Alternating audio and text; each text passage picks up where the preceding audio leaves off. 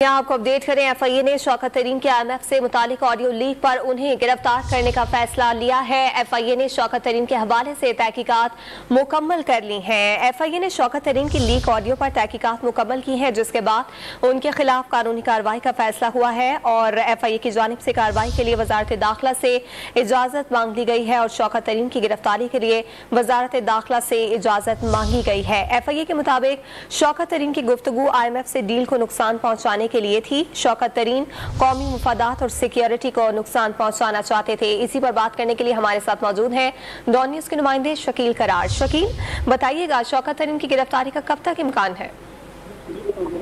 राय के मुताबिक शौकत तरीन के खिलाफ जो है की कार्रवाई है वो मुकम्मल के हवाले से और IMF के हवाले से जो ऑडियो लीक हुई थी, इस पर एफआईए ने अपनी जो तमाम तहकीकात है मुकम्मल कर ली है और अगले चंद दिनों में इम्कान जारी किया जा रहा है कि शौकत तरीन को बाकायदा तौर पर मुकम्मल तौर पर इनको गिरफ्तारी जो है अमल में लाई जाएगी। बहुत शुक्रिया अपडेट्स के लिए शकील।